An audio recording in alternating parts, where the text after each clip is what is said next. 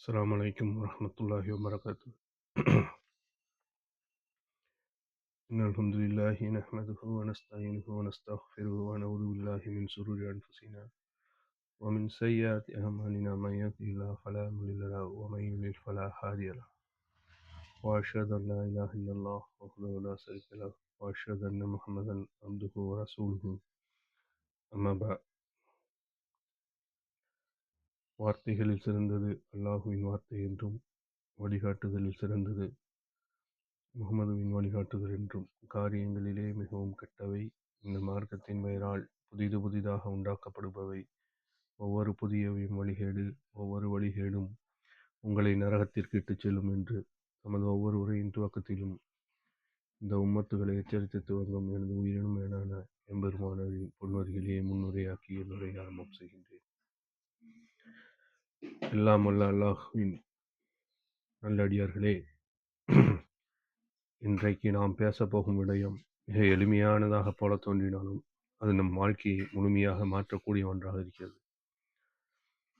அதாவது குர்ஆன் என்ன சொல்கிறது என்பதை விட முக்கியமான கேள்வி, குர்ஆன் யாருக்கு சொல்கிறது, அது யாருடைய உள்ளத்தில் இறங்குகிறது என்பதே மிக முதன்மையானது முக்கியமானதுமாகும்.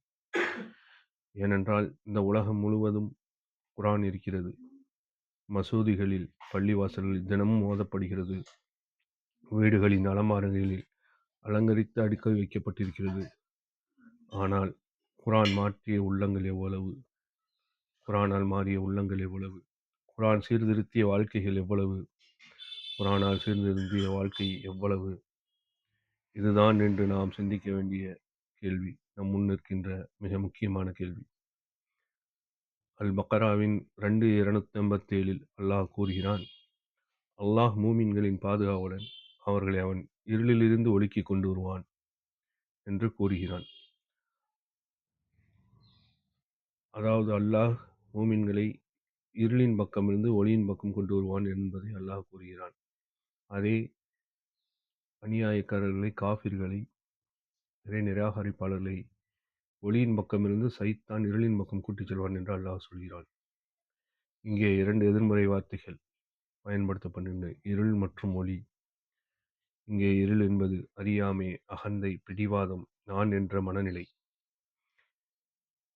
இது அல்லாஹுவை நம் வாழ்க்கையின் மையத்திலிருந்து தள்ளி வைக்கும் மாபெரும் பாதக செயலுக்கு அடிப்படையாக இருக்கிறது.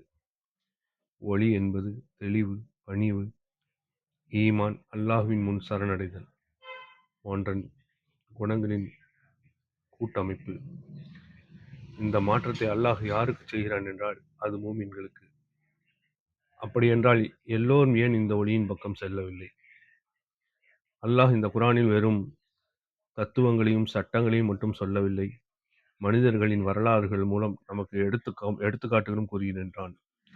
ஏனென்றால் தத்துவங்கள் மறக்கும், வரலாறு உள்ளத்தில் பதியும். அதனால்தான் அல்லாஹ் தன்னுடைய அல் பக்ரா 2:258 260 வரை 3 சம்பவங்களை வரிசையாக சொல்லி காட்டுகிறான், வரலாற்று சம்பவங்களாக.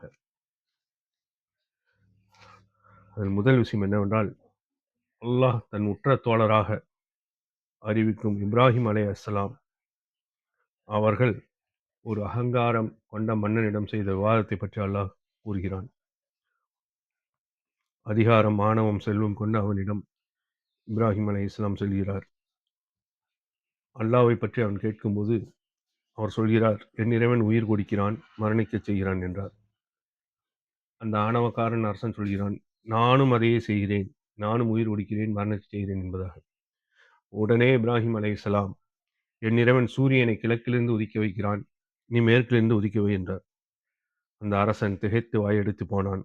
வாதம் முடிந்தது, சத்தியம் தெளிவாகிவிட்டது. ஆனாலும் அவன் ஈமான் கொண்டானா? இல்லை. ஏன்? அவன் உள்ளத்தின் அகம்பாவம், ஆணவம் சத்தியத்தை ஏற்க மறுத்தான்.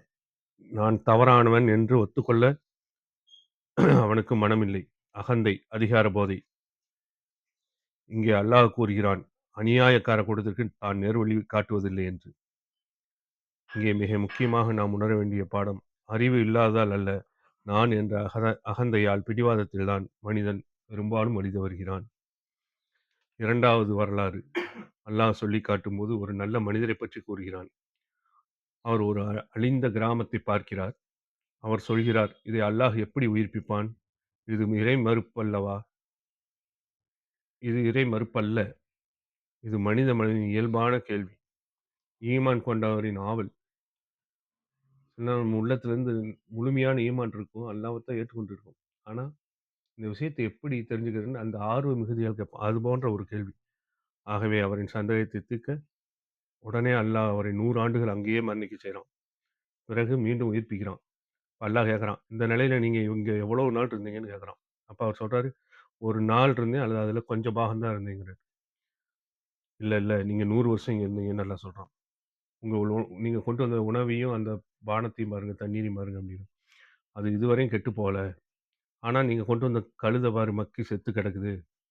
இப்படித்தான் உங்களைப் போல சந்தேகம் கொள்ற மனுஷங்களுக்கு நாம அத்தாட்சியாக்குவோம் எல்லாத்தையும்" அப்படின்னு சொல்லி, அந்த கழுதையின் எலும்புக்கூடையும் ஒன்று சேர்த்து அதன் மீது மாமிசத்தை பொருத்தி, அதையும் அவர் முன்னாடியே உயிர்ப்பிச்சு காட்டுறான். உடனே தனக்கு முன் அதைக் கண்ட அவர் என்ன செய்றாரு?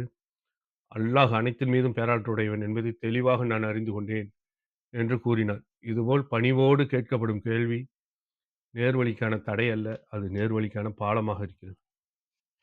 3வது வரலாக அல்லாஹ் சொல்றது இந்த வசனங்களின் வழியாக, இப்ராஹிம் அலைஹிஸ்ஸலாம் ஒரு முறை கேட்கிறார் அல்லாஹ்ட்ட, "யா அல்லாஹ், நீ உயிர்ப்பிப்பதை எனக்கு காட்டுவாயாக" அப்படின்னு கேட்டவுடனே அல்லாஹ் கேட்கிறான், "ஏன் இத நீ நம்பலையா?" அப்படின்னு. "நான் நம்பித்தான் இருக்கிறேன். ஆனா என் உள்ளத்தோட ஆர்வம், அது திருப்தி அடையறதுக்கா, அமைதி அடையறதுக்காக கேட்கிறேங்கிறாரு. உடனே அல்லாஹ் 4 பறவைகளை பிடிச்சு அத நல்லா பழக்கிக்கங்க. பின்னாடி அத துண்டு துண்டா ஆக்கிருங்க ஒவ்வொன்னையும். ஒவ்வொரு பாகத்தையும் ஒவ்வொரு மலை மேல வச்சிருங்க. நீங்க நடுவுல நின்னுட்டு அதெல்லாம் கூப்பிடுங்கன்றாங்க. உடனே அவை உங்களிடம் பறந்து வந்து சேரும் என்று செய்து காண்பிச்சான் அல்லாஹ். அதே மாரி நடந்தது. அந்த அல்லாஹ் மிகைத்தவன், மிக்க நுண்ணறிவாளன். இப்ராஹிம் அலைஹிஸ்ஸலாம் அவங்க கொண்டது வெறும் சந்தேகம் இல்ல. அது ஈமானோட வளர்ச்சி. ஈமானில் உயர விரும்பும் பணிந்த, இளகிய உள்ளத்திற்கு அல்லாஹ் மேலும் தெளிவு தருவான். இதுபோன்று ஈமான் மிக்கவர்களோட சந்தேகத்தை அல்லாஹ் தீர்த்து இன்னும் தெளிவாக்குவானே ஒழிய, அது ஆணவம் அல்ல. இந்த 3 சம்பவங்கள் மூலம் குர்ஆன் சொல்லும் செய்தி என்னங்கிறது இங்கே நமக்கு தேவையான செய்தி. அகந்தை கொண்ட உள்ளத்திற்கு நேர்வழி கிடைக்கப் போவதே இல்லை. அங்கு மூடப்பட்ட வாசலாகத்தான் இருக்கும். பணிந்தவருக்கே திருக்குர்ஆன் நேர்வழி காட்டும். ஈமானின் வளர்ச்சியும் உறுதியுமான உள்ளத்திற்கே மேலும் தெளிவைக் காட்டும். அல்லாஹ் கூறுகிறான், "தாலிகல் கிதாபு லா ரைஃப ஃபீஹ் ஹுதல் லில் முத்தகீன்." இந்த வேதத்துல சந்தேகமே இல்ல. இது முத்தகீன்களுக்கு நேர்வழி காட்டுங்கிறான். முத்தகீன்னா யாரு? தவறே செய்யாதவராம். உண்மையை ஏற்கத் தயாரானவர். தவறு செஞ்சாலும் வருந்தி மீள்பவர். அல்லாஹ்வை அஞ்சக்கூடியவர். அல்லாஹ்வை நேசிக்கக்கூடியவர். அல்லாஹ்வின் கோபத்துக்கு அஞ்சக்கூடியவர். அல்லாஹ்வின் திருப்தியை நாடக்கூடியவர். அல்லாஹ்வின் மீது அளவற்ற பாசம் கொண்டவர். தக்வா என்பது நான் தவறில் போகக்கூடாது என்ற உள்ளுணர்வு. தக்வா செயல்களில் வெளிப்பட வேண்டும். அதான் இந்த 2 177 வசனம் நமக்கு சொல்லுது. மேற்கிலோ, கிழக்கிலோ நீங்கள் முகங்களை திருப்பி விடுவதனால் மட்டுமே நன்மை செய்தவர்களாகிவிட மாட்டீர்கள்.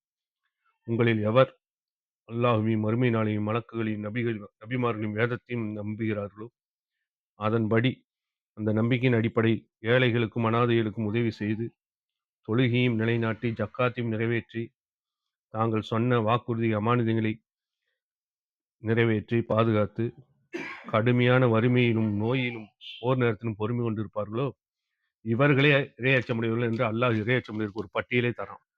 இதுதான் முத்தகீன்களின் மிக முக்கியமான பண்புகளாக நம்ம பார்க்கிறோம். ஆனால், அதனால் அன்பானவர்களே, நல்லடியார்களே, நாம் குர்ஆனை அணுகும்போது சந்தேகத்தோடும், இது எப்படி சாத்தியம் என்ற மனநிலையோடும், இது என் கருத்துக்கு ஒத்து வரலையே என்று இருந்துவிடக்கூடாது. அது ஆணவ போக்காகிவிடும். மிகுந்த பணிதலோடும், திறந்த மனதோடும், முன்முடிவில்லாமலும் செயல்படுத்தும் தூய மனதனுடனும், "யா ரப்பே! எனக்கு இதில் தெளிவைத் தா, என்னை நேரில் நடத்து" என்ற மனநிலையுடன் இருந்தால், நிச்சயமாக இந்த குர்ஆன் நமக்கு திறக்கும். நம் வாழ்க்கை வசந்தமாக மாறும். உள்ளம் ஒளியடையும். யா அல்லாஹ்! எங்களை முத்தகீன்களாக்குவாயாக. எங்களை நேர்வழியில் நிலைநிறுத்துவாயாக. எங்களை ஈருலகிலும் பொருந்திக் கொள்வாயாக. ரப்பனா வத்தகப்பல் மின்னா இன்னக அன்த ஸமீஉல் அலீம். வதுப் அலைனா யா ரப்பனா இன்னக அன்தத் தவ்வாபுர் ரஹீம். வ ஆகிரு தஅவானா அல்ஹம்துலில்லாஹி ரப்பில் ஆலமீன். அஸ்ஸலாமு அலைக்கும் வரஹ்மத்துல்லாஹி வபரகாத்துஹ்.